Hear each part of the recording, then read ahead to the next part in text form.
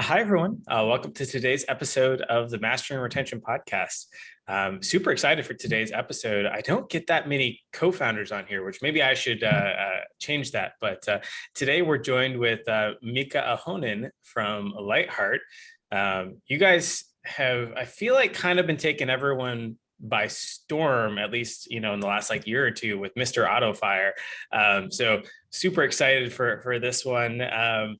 But yeah, we're going to talk about building companies, building games, all sorts of fun stuff. But before we dive into that, Miikka, I always like to ask, what's your story? Like, how'd you get into making games? Yeah, thanks for having me, Tom. A pleasure to be here. I always liked games. I mean, like when I was a child, I was playing video games.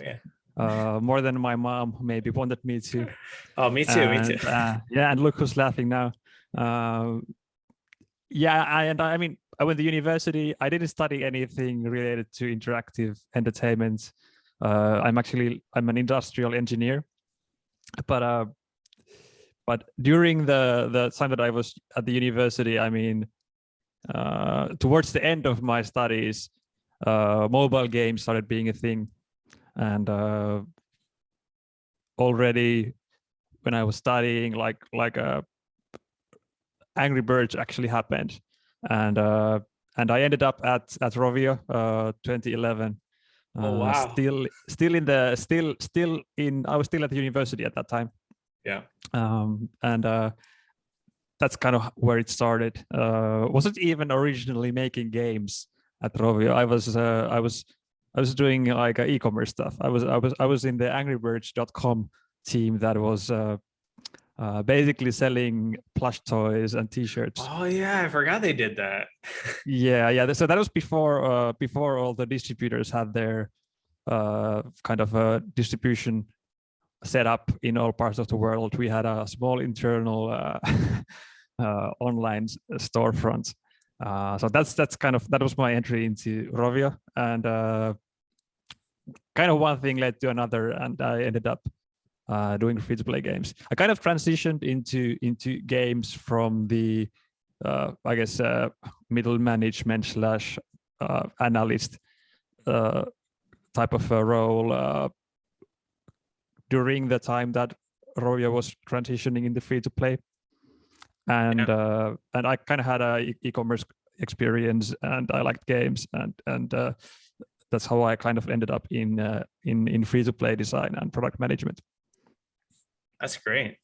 So then that led to Lightheart. So how did that story come about? And I feel like, everyone secretly in games dreams of starting their own studio and having, total artistic vision over things. Yeah. What's the Lightheart story? Yeah. So I had, so Lightheart was founded in 2019. So yeah, we're based in Helsinki as well, as many other mobile developers are. And it was kind of a lucky coincidence how I ended up being part of Lightheart. The rest of the founders had already actually worked together on another game startup like back in 2014, and that one got actually acquired by Next Games, and then they went to work for Next Games for a while, and anyway, then 2019. Bunch of these like original folk for this earlier startup, they were kind of free again and up for something new. And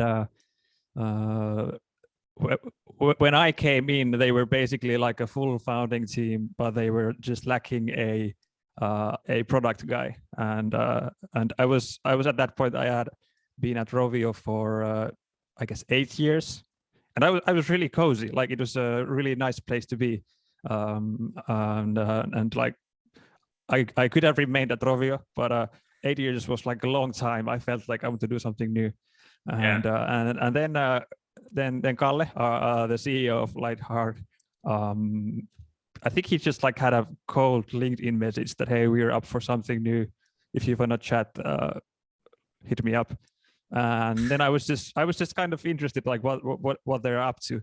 Like I was like, yeah, I wonder what Kalle is up to next. And did you know Kalle, or had you worked with him before? Yeah, I knew him from the Rovio days. So I knew him from like 2011, 2012. So way back. And ended up that they were looking for a product co-founder. So and I had no idea before I actually went there and and talked with talked with him over lunch. So yeah, that's how it got started. So it was kind of serendipitous, or what's the word? Yeah.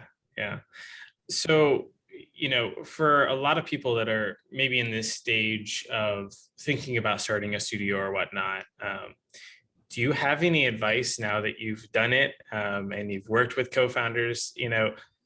How would you go about, like, let's say you guys are acquired and they decide to maybe retire because they've made so much money, but you want to start a new studio. How would you go about finding new folks to start another studio with? Yeah, that's a good question, right? Ideally, you already know them, right? When you start, it's so much better if you have a working relationship with someone and you can trust them, rather than trying to build that from scratch. So I guess my advice would be that use the time that you have in other companies to build these relationships and build your network, so that if you do end up founding a company, you have kind of a short list of people that you can just call up and say that, hey, I'm thinking about this sort of a deal. Would you be interested? But that's kind of only the finding part. That's kind of where it starts, right? I've been asked this question again, and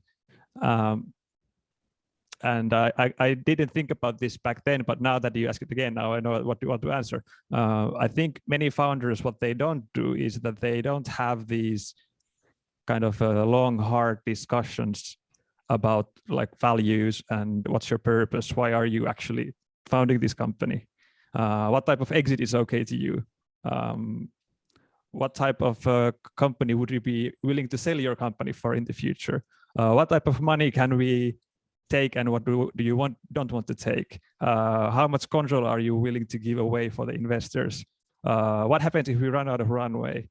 You should kind of have these awkward discussions before you raise any money, not after. I completely agree. Now, I remember when I stumbled into my first successful startup,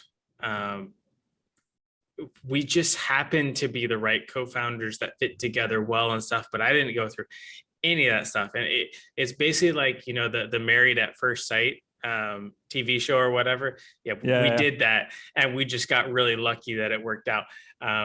But I completely recommend going through and having those, I'll say, like, religious and political discussions that you have with your girlfriend before you actually propose, because, some of those things can definitely tank relationships if you're not exactly on the same page of what you believe and what you think, where you want to go. Some people, $10 million offer. Yeah, I'll sell out for that. And then somebody else might be thinking $1 billion exit. And that's a very different picture in terms of how fast you have to scale, how you build a business, all those different things like that. So I love that advice. That's great. Cool. Well, let's go back to Lightheart a little bit. So usually when you found a studio, you kind of have some sort of central idea of either what genre or what kind of games you're going to make or whatnot. So yeah, where were you guys at? We actually didn't have that. We didn't have that at all. We had five guys and a PowerPoint. So what we did have was a notion that we want to build this kind of a modern game studio that would be a place where we ourselves would like to work in the long term. And the idealistic vision was that people like us would also want to work there, right? Yeah.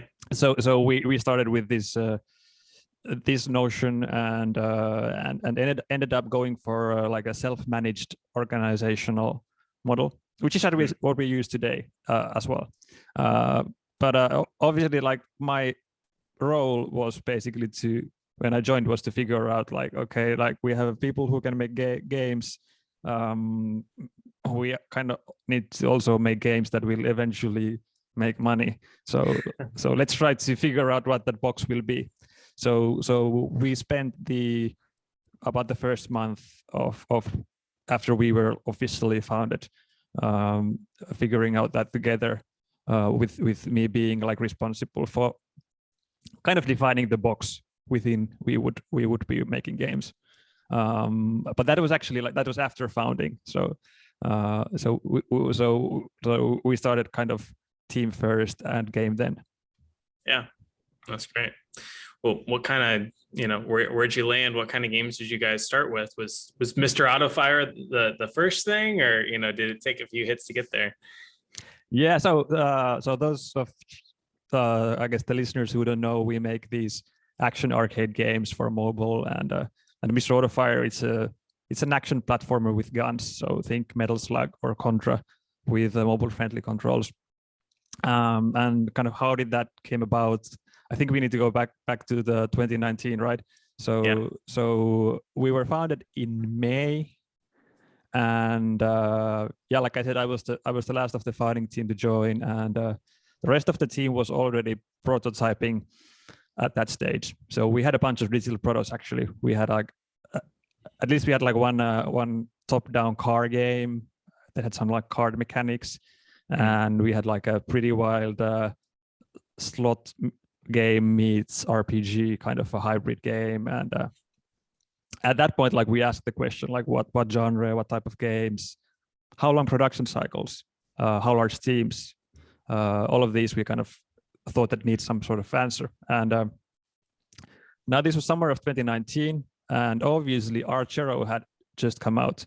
I think it was like somewhere in April, and we all played it. At that point, I had been following the mobile free-to-play scene kind of for years already, because of my work.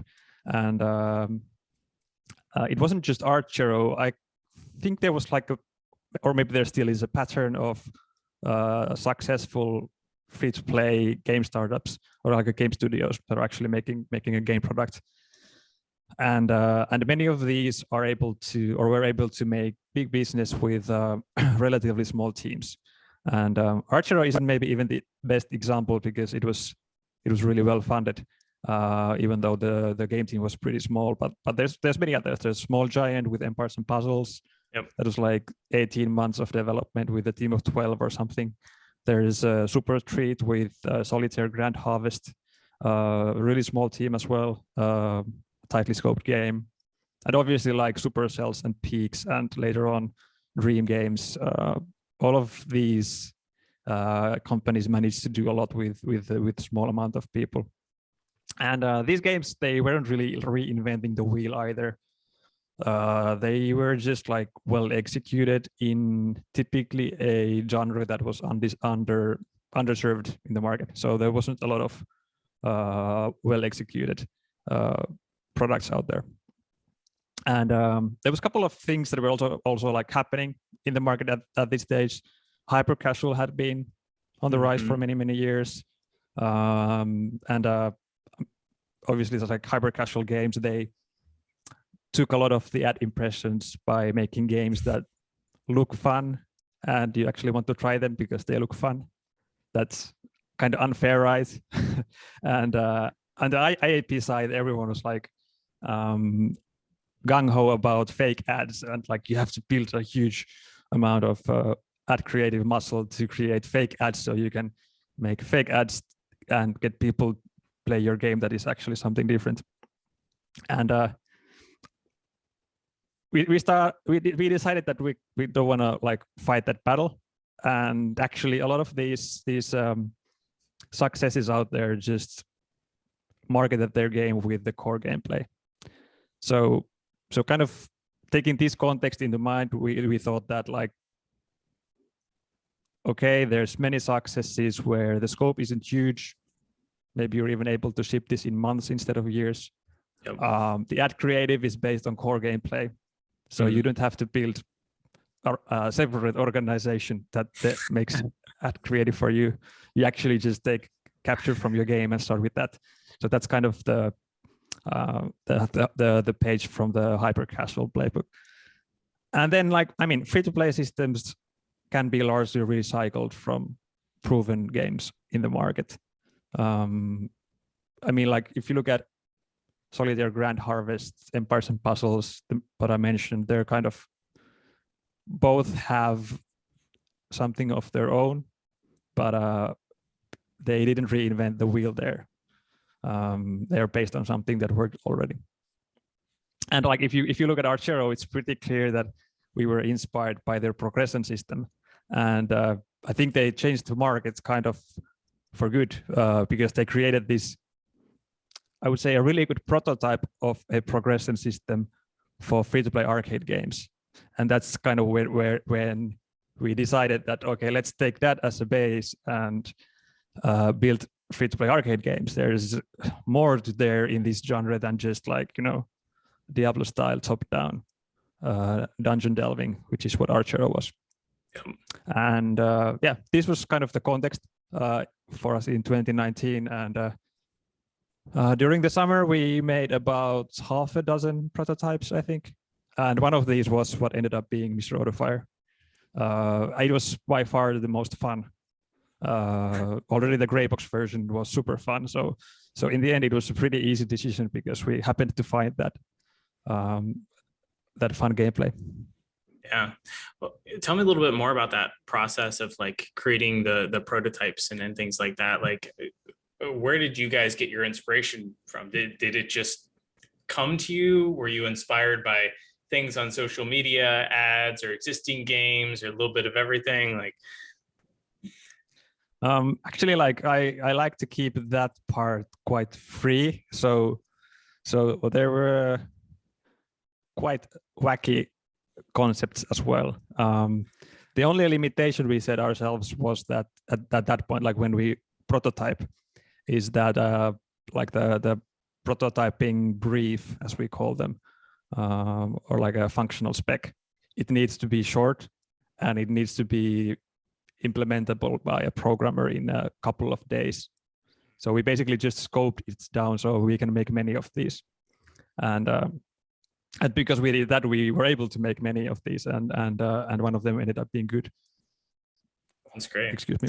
And yeah, and personally, like we have like we have a basically like everyone can make these functional specs, but it turns out that it's mostly like designers and me who would do them. So most of those were done by me and one of our designers. And mine tend to be more inspired by the market and based on something that I see on the market that is almost flying but not quite, or something that I've seen on Steam to be like, okay, this is a good reference on Steam, but it hasn't been on free-to-play mobile. But there's many ways to approach it. That's my personal one, to take something that works on another platform but hasn't been done on mobile. Yeah. So once you guys kind of had that, you know, gray box version, that was pretty fun and stuff. Like, what's your next take to, you know, kind of choosing an art style and all those different things like that? Like, do you guys utilize the whole UA testing for CPIs and like gauging audience interest, or did you guys just kind of pick it and go and it just happened to work out? We kind of like to pick it and go, but there's a little bit of a method behind the madness, I would say. So we like to think that we only introduce process when we actually need it, instead of like building a lot of structure up front. But it happens to be that actually like new game decision making is one of the things where we have the process. And instead of spending time and money on upfront testing of assets and themes and things like that, we have decided that we instead make a small version of the game and test that. So once we commit, and in this case we committed to doing Mr. Autofire, we basically just wanted to get a small version of the game out as soon as possible. So we set ourselves a time box of 3 months, and the purpose of this release is to get early signals on marketability and retention. So So no click testing, instead an actual game, actual ad creatives, actual store page, and then we make a tightly scoped game with representative core gameplay, release it in the main market, which is the United States, and start driving traffic to it. So we basically get a pretty good signal for IPM and day one retention. And that informs us whether we want to actually build the full game or not. So, from what I know, for casual studios, they look for basically a 2-week release to start getting the game out there and tested and stuff like that. And I do know that many hyper casual studios are trying to get more hybrid casual and trying to get more casual and stuff. Do you think 3 months is the right time frame to build a game kind of as large as this for a hybrid casual? No, it's a totally arbitrary number. I think actually it depends on the game that you're building. What I do think is that it might be difficult to make a how would I say, like a representative core gameplay of something that will eventually scale to have enough depth in 1 or 2 weeks. So many of the hyper casual games, they are so on the surface that it's hard for those it's hard to build long-term progression for that type of gameplay. Mm-hmm. So that's why I'm mentally okay putting a little bit more months in our case. So maybe yeah.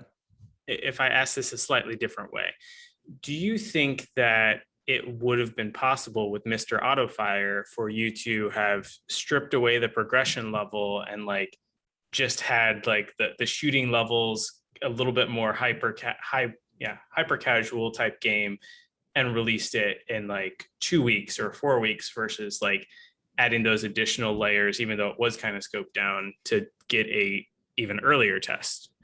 Yes, I think it would have been for sure. If we would have gone with like more close to gray box Unity asset store assets, and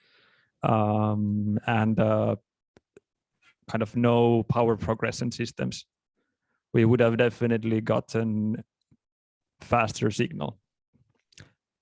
Although then we would have had to rebuild the game when we actually make it. In this case, we decided to start building on top of the original game that we shipped, and at that time it made sense because it turned out we can actually make revenue with the game, and we had 0 revenue before that. So it's a good thing. It kind of depends on the maturity of the company as well. Like, what's your production model? Yeah. Cool. So tell us, hybrid casual, what is the revenue breakdown of like ads versus IAP? Is it like 80% ads, 20% IAP? Like, is there a general like target that folks should be looking at? Or yeah, I mean, we don't really call our games hybrid casual games. I think that's a Manu term. And I think players make the distinction either. They're just games. But I can answer your question. It's not a secret. I think we're like 60% IAP, 40% ads, or something like that. And like if you look at some of the like casual puzzle games out there, they differ from like, I guess, 0 ad revenue to about 50-50. So arguably you could call casual puzzle games having the same business model as we do. Interesting. So, but yeah, it depends also what you optimize for, and how you set up your user acquisition. So depending on the source, it looks, depending on the source and the geo, the split will look very different. Love it. Okay, so this is gonna be a fun question. So looking back at Mr. Autofire and everything you guys kind of did, what mistakes do you feel like you made, or like if you could go back and do anything differently, what would you do? Would it be spending more time on the meta design, or like, yeah, what would you do differently? I mean, there's like two ways of approaching that question. One is like, if I had the knowledge that I had today, what decisions would I make? And the other one is like, is there something that you kind of like that I would have done differently with the information that I had on that day? So I will answer now, like, with all the knowledge that I have today, what would I do differently? For sure, I would have gone for a like a more robust meta structure. Like I would have took a little bit more design time to take the Archero model and make it a little bit more free to play, which would have maybe like increased the scope of our total business by, like, you know, unlocking higher LTVs.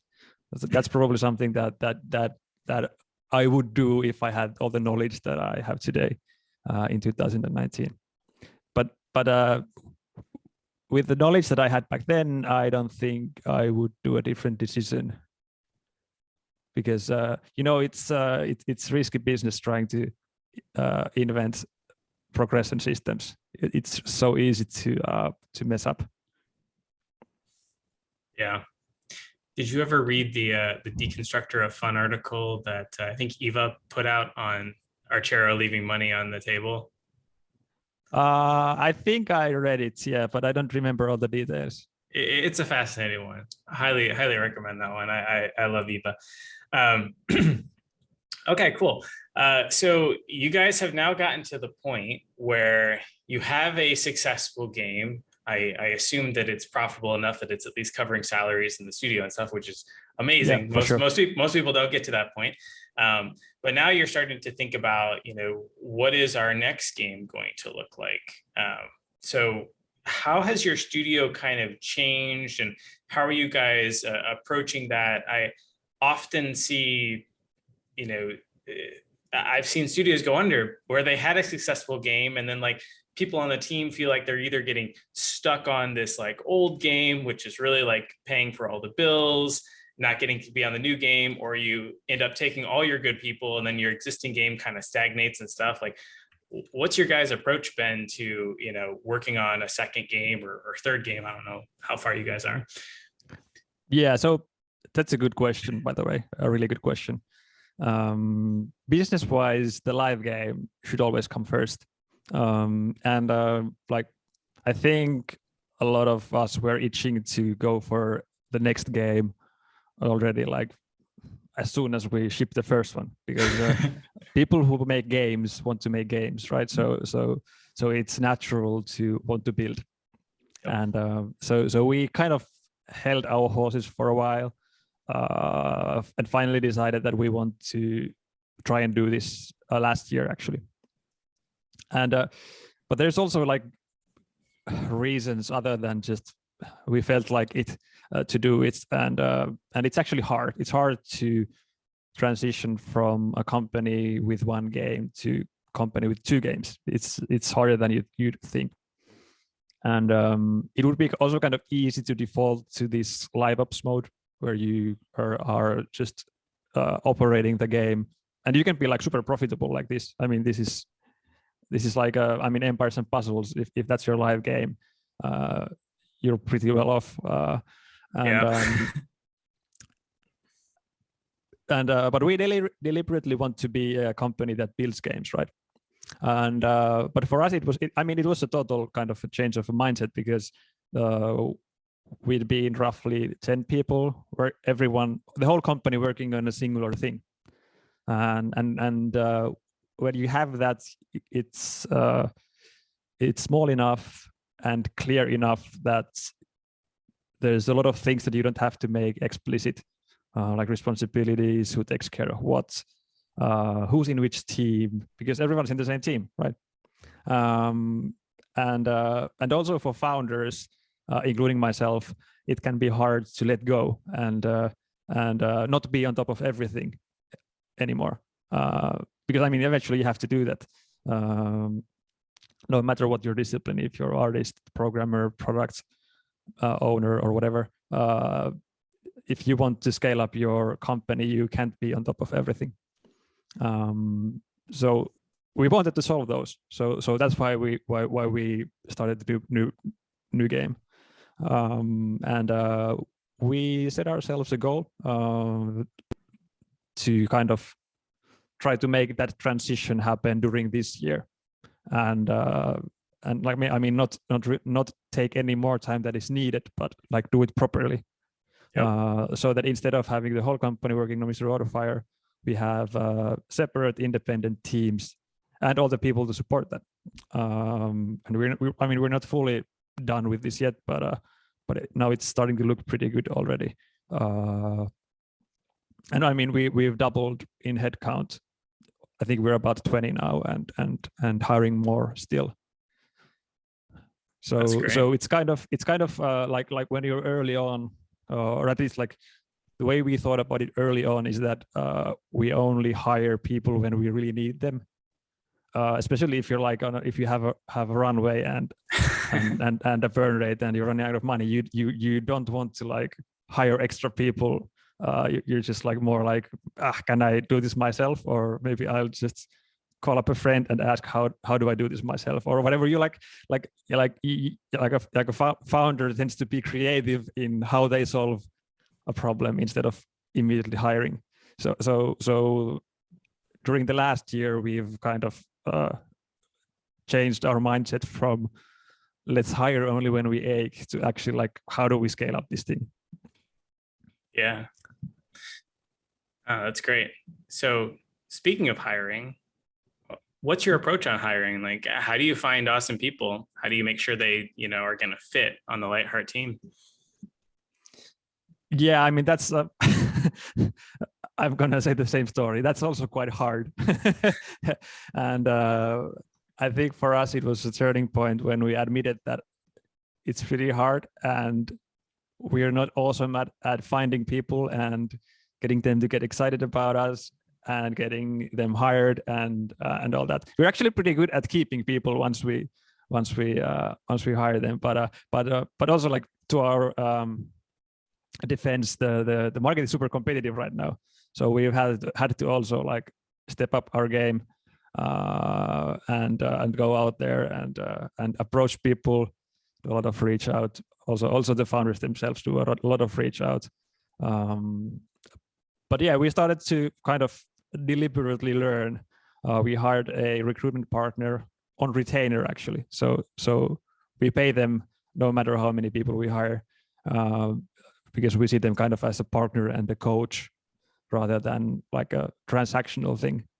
Yeah. And with that agency, we've been then kind of trying to more or less systematically improve how we hire. And yeah, it gets better if you do it kind of with a long-term learning mindset. You get better at it, hire by hire, position by position.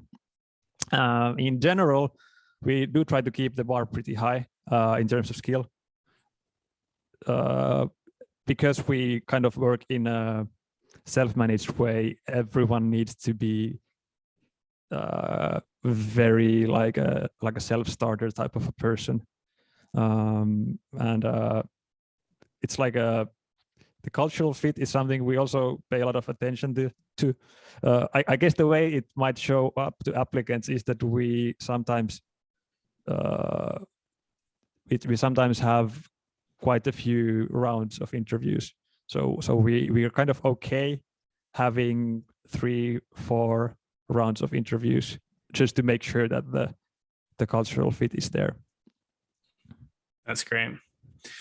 Have you ever, taken a shortcut? Either their skills were just off the chart and you thought maybe they'd be culturally, or on the flip side of like, hey, seemed like they fit really, really well culturally, but they just didn't do so great on that programming test or whatever. Like, have you ever, tried one of those? I think any process that you have to have flexibility in it. So there will be times when you have like some candidate that is, I mean, someone might have like 12 offers on the table, and you're like, yeah, we have this process that you have to go through. So if you, I mean, yeah, I think you have to sometimes take risks, but take them knowingly. That's great. Any lessons learned from hiring that you would share with other folks that are going through the process? I think it's like a what's the word in English? Like being very honest to yourself, what you're good at and what you're not. So because it's really hard to make sure someone is a good fit or good skilled in 2 to 3 hours. So you're getting like a small snapshot of a person, and you have to make a pretty big decision based on this snapshot. So of course the decisions will sometimes turn out not right. I think what made it kind of easier for me, at least, is just kind of being okay that that's the case, and like being okay with the uncertainty of it, and being okay with the fact that, you know, the game is the same for everyone, right? If someone says that they're 100% sure that this candidate is great, they're probably also not that good at hiring. I love that. Yeah, I actually just read a couple books by some of the Basecamp founders. One of them was It Doesn't Have to Be Crazy at Work, but they were talking about their hiring process, which I thought was, you know, rather interesting. And you said something which actually reminded me of the book, which you look for people that are really like self-managed and stuff. And so at Basecamp, what they call it is they look for people that are a manager of one. So, you know, they're basically their own manager, set the goals, do all those kind of things. But in that, they've kind of decided internally, they go away from like tests and things like that. And they still do like a take-home project, but they actually pay you an hourly wage for doing this project. And it's like a regular type of project of like the actual work that you do. And then they kind of get to see, you know, your work within a week on a like a real-ish project kind of thing, which I thought was fascinating.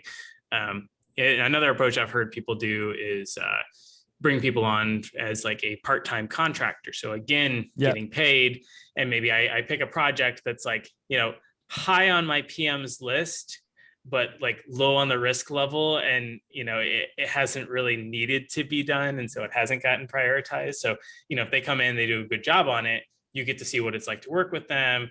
Best case, your PM gets, you know, this new thing. Worst case, you scrap it and throw it out, and it, you know, has no negative effects on the overall project and stuff. Yeah, I actually both of those are really good approaches. Our early hires were actually like pretty much what you described. So we started with a like a contractor deal, and then took them in once we found out that it worked. That model doesn't scale though, because people usually already work somewhere. But early on, it worked for us really well. Yeah, and we do like to have assignments for everything. We found out that an actual assignment is the best way to figure out the skill, and we try to make it like small enough that it doesn't hog up a lot of time from the candidate, but still something where we can actually tell about the code or like product management or level design expertise. But yeah, that's definitely worth thinking about. Like if you can afford to have, it's not really about like affording the money, but affording the time to manage that like an actual side project thing. But obviously that's even a better data point, because it's more in line with what the work would actually be. Yeah. No, I love that. Oh yeah, the other thing that they do at Basecamp that I found fascinating is they require a cover letter like in their thing, and they explicitly look at the cover letter that like people put in of like, did they just like randomly apply, or did they actually like research Basecamp and who we are and our culture, and they like outline like why they want to be here. And like anyone, I don't know if I could go this far, but basically if anyone didn't go through those steps and outline the details, they just like automatically pass on that resume without even like really reading it, which I found crazy, but they're like, but we really only want to work with people that really want to work here at base camp with us or whatnot, which I was fascinated by. But anyways, I've got a few other topics that I didn't want to cover, so I'm going to jump off of hiring. So the first one, so, games have really evolved to games as a service, or live ops as we call it, right? I'm curious what your thoughts are and what your guys' take has been in terms of live ops in a hybrid casual or idle arcade or whatever we want to name it, type of a game, Archero style. Yeah, so I think it's I guess it's a kind of a boring answer. I think it's pretty, bread and butter, free to play. I think what set us apart is we're quite particular about content. So we're okay having people working for us doing good level content, good character content. So kind of like we do believe in really good quality content, and putting kind of the content in the center of the live ops as well. But that's not really. I don't think it's actually specific to the genre. It's what most live ops, regardless of the game is. Players usually get excited about great content. So like my advice for any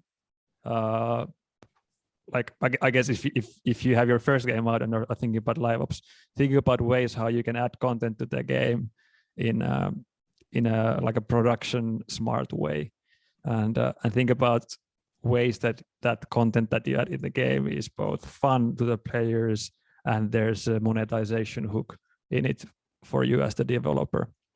So if you kind of like fulfill those three goals, then you have a pretty well functioning live ops machine.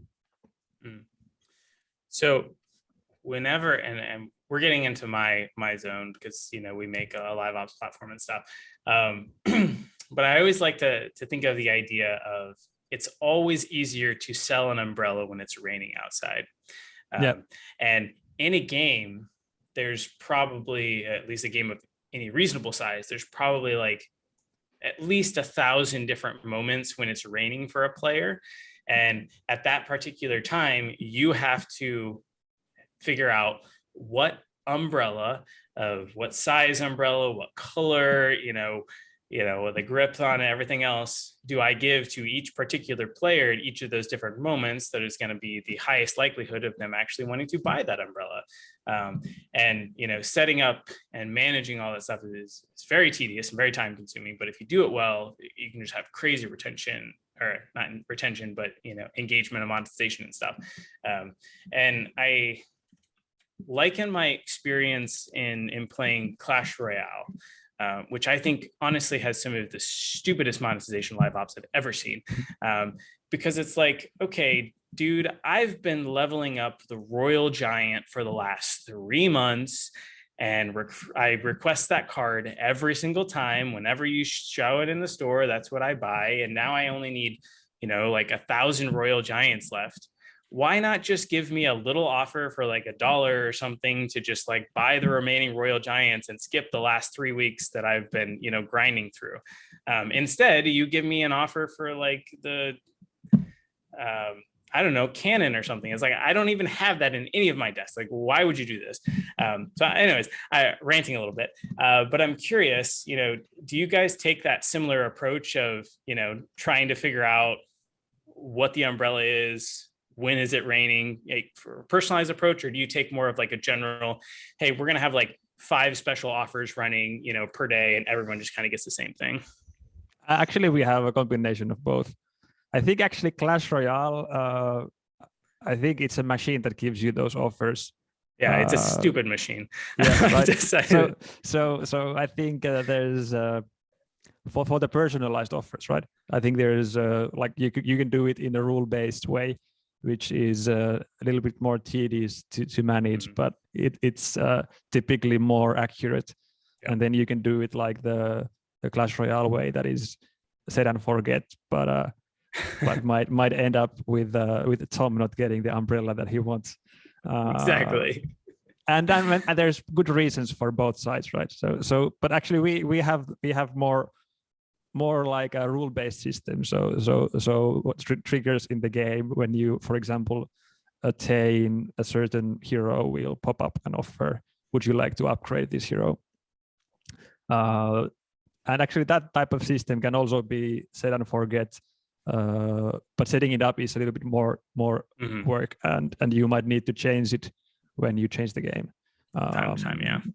Yeah. We also do I guess more traditional old school offers, like maybe there's a Halloween going on and we have a small Halloween offer that is like a part of the Halloween event. But the bulk of our revenue is definitely not coming from that type of garage sale type of offers. But I think like in total offers get a lot more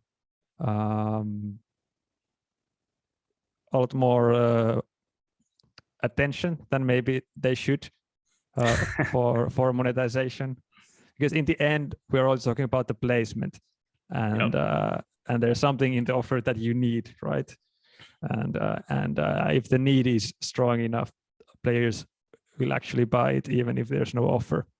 So typically you get the better bang for buck by going back to the base of the need. So the progression system and what you actually what is actually of value to the players, and offers is just the cherry on top. Yeah, I totally agree with that. And even within the offers, like I've boosted a game's entire revenue by like 50% just by like actually wording the offers appropriately. So, you know, they would have like axe deal or something, and then you like actually spell out, why do you need this? What goal are they trying to do? It's like, you know, it's a special axe to destroy whatever boss they've been struggling with. And so, suddenly understand the value, and you know, purchase that for sure. Okay. Other thing related to live ops that I'm curious about. There is a article, is like Homescapes is a masterclass in live ops, which I find fascinating. And it's kind of the approach that I recommend a lot of games use when they're designing out their live ops schedule. But what I love about it is it shows that the Homescapes team really knows like what their players' habits are. They know like their daily lives, the time that they have and stuff. And if you look at the events that they schedule during the week, now a lot of their players, I'm assuming, but I'm pretty sure, are like females 30 to 55, you know, probably have, you know, kids and, you know, soccer games and other activities and stuff throughout the week. And they don't have a lot of time to play during the week. So you look at those live ops activities and there's really no challenge to them. It's like you log in, you play like 1 or 2 games, you get some pretty cool stuff. It's like, well, I might as well log in and like play the game just so that I get those things. Otherwise, it's basically like punishing me for not doing that. So it like trains that daily engagement. But then starting on like Friday and Saturday, they have these like intensive live ops events where you've got to win like 10 games in a row to get this, you know, really big prize. And oh, by the way, that 9th level is really hard. And so you end up, you know, having the perfect game and you just ran out of moves. Everything's set. Oh, you just spend a little bit, get that +5s, you can finish it. You don't have to start over again. And, you know, even if you do have to start over again, you've got all this time because it's the weekend. It's like a no stress mode. And it just caters to the audience and like their regular lives and when they have, you know, time really, really well. I've seen this done in RPG games, except surprisingly enough, the time that this primarily male audience actually had was on Monday. So obviously they're just playing the games at work in a meeting or something, but it worked for them. So I'm curious, like, do you guys take a similar approach to really trying to deeply understand like your audience and when they have time to play the game and like how they play the game and designing your live ops schedules around that? I definitely do. I actually haven't played Homescapes for like maybe 3 or 4 years, so I might not be well versed in the latest of Homescapes live ops, but they were already good at least like 3 years ago. I think the industry pattern seems to be like have something on every day, and then have more like session time that gives you rewards, I guess, in RPGs on the weekends. Like and then there's like a little bit of a taste difference. Is it just Sunday, or is it also Saturday and Sunday, or whatnot?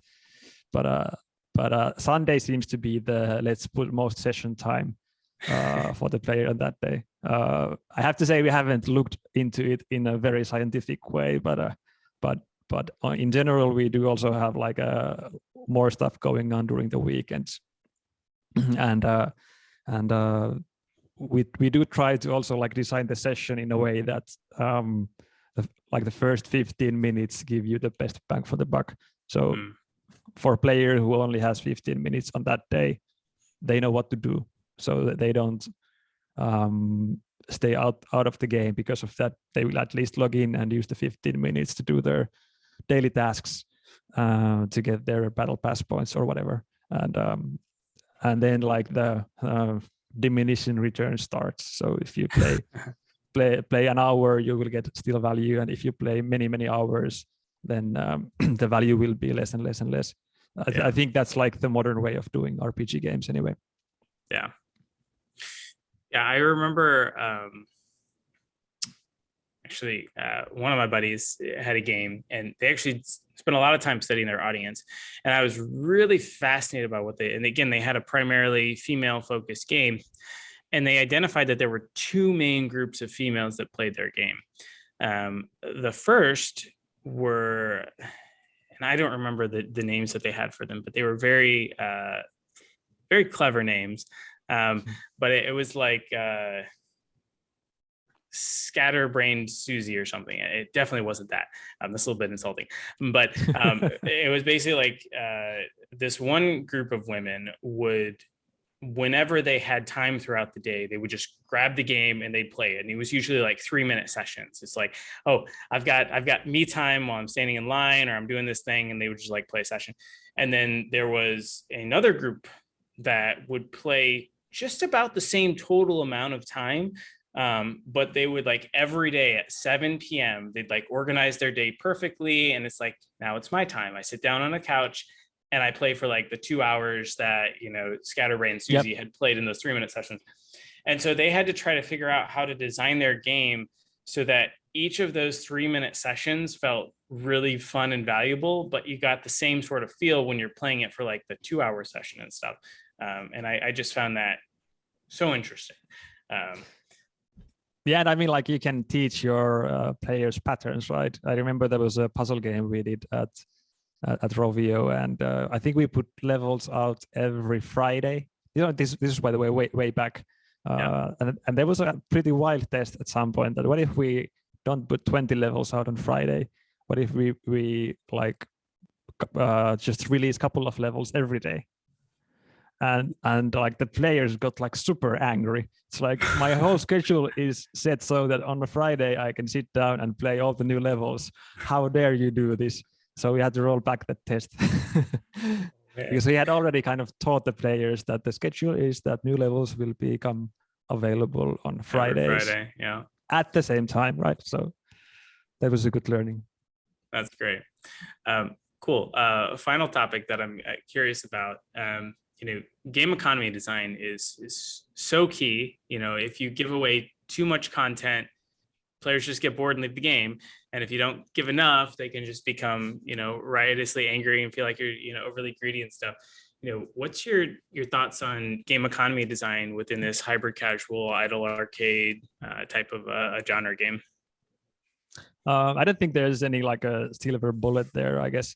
I think I referred to this before. Game economy is pretty easy to mess up.